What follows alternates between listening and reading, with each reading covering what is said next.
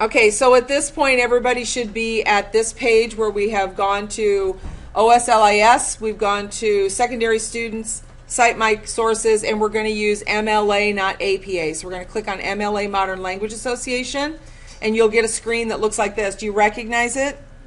Okay, remember we have to put a number in here, and it turns this box yellow.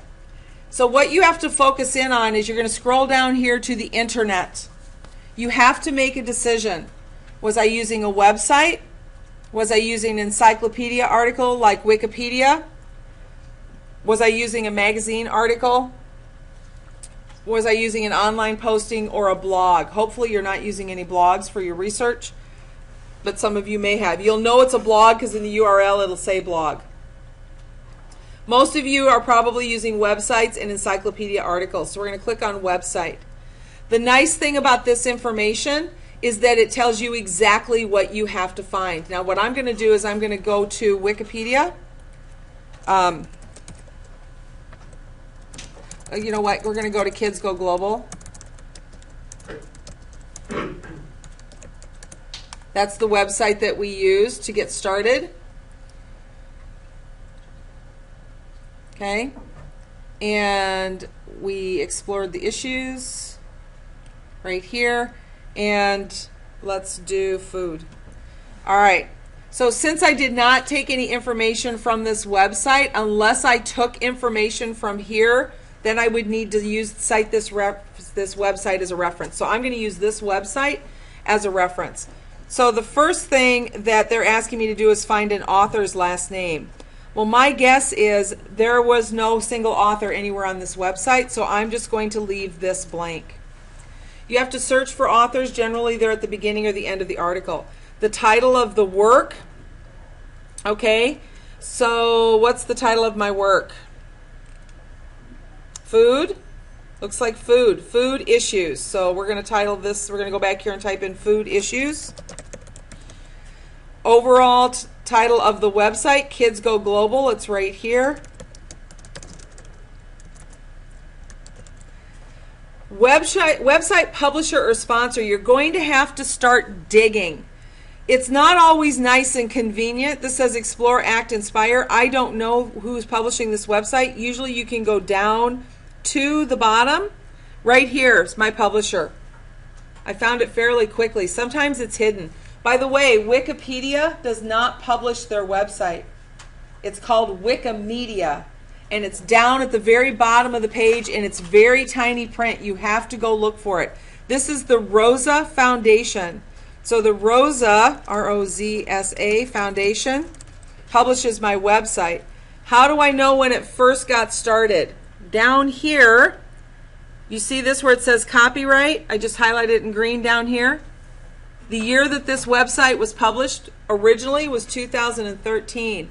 In Wikipedia, you have to go to the About link, which you might have to do in a lot of your websites, and look for the information. Don't raise your hand and say, I can't find it, when all you're doing is staring at the page that you got your information from. You have to dig around in the website to get your citation information. So this one doesn't have a day or a month, it just has a year. If there's no available sponsor, you put NP. If there's no available date, you put ND.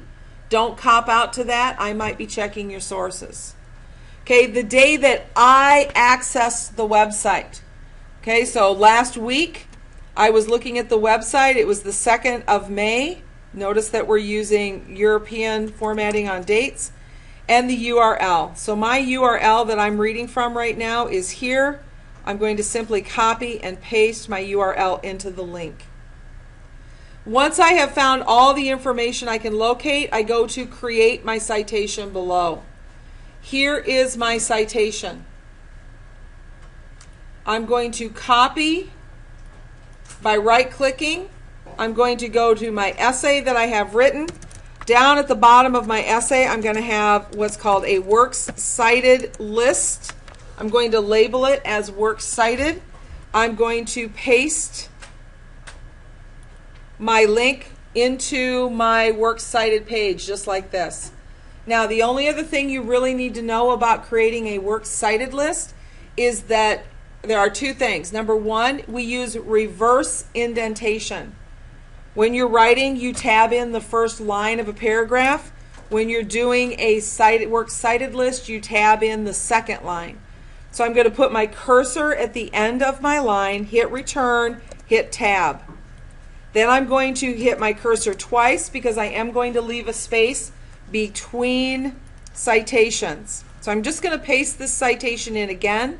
I'm going to put an author's name at the beginning of it. Let's do this. Okay. Just so it looks a little different. I'm going to use reverse indentation on my list, but I have a problem. All works cited lists have to be alphabetical. So my second citation is out of order. Where should it go? First, right? It should go in front of the food issues because B comes before F. So I have to move it around.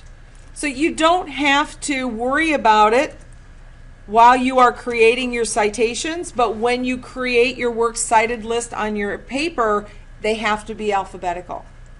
Okay? So, using this website, it walks you right through what you need to create your citation. It will also keep a list of all your citations that you are creating for you. But the minute you close this page, all of that disappears. It doesn't save anything. The only place you save it is on your own document. Okay, on a scale of 1 to 5, where's your level of understanding right now?